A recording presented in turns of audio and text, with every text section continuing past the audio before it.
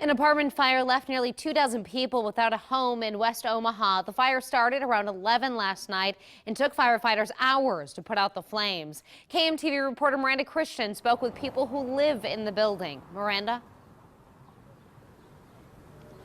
23 people lost their home in this fire last night. You can see some of that damage on the top of this building right behind me there. Now, they told me that although they just lost their home, everyone is just happy to be alive.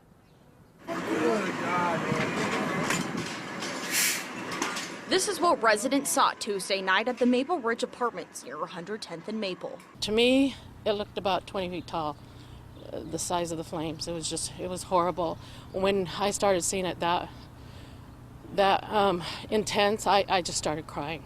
A fire ripped through the apartment building and destroyed a dozen units. Those living inside had to quickly grab what they could and get out. One of the things that I left with last night was a picture of my mother. I lost my mother last year, so I left with her picture and just some clothes that I can wear today.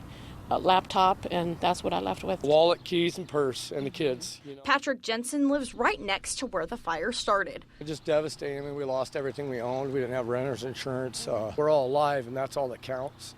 Firefighters say the fire started from a charcoal grill on a wooden deck. Just anger that it had to have happened over something that shouldn't have happened. It's just something that could have been prevented. Jensen says they had to leave their two cats, Midnight and Shadow, behind, but he thanks one firefighter for going in and getting them out. Wanted to risk his life for two cats and took his time to get them out and brought them one by one to us, and it was just very sobering and just breathtaking that somebody would do that for an animal.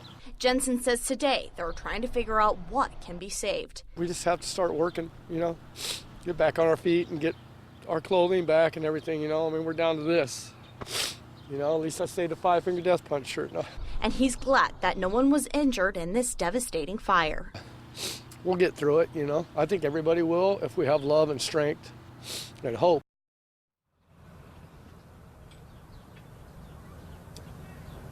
Now, the families who lost their home have been relocated in other apartment complex units. Now, Jensen is a part of the Midwest Stangs Car Club. They have set up a GoFundMe page for him and his family through this hard time. I'll have a link to that in this story on KMTV.com. Reporting live, I'm Miranda Christian, KMTV Action 3 News.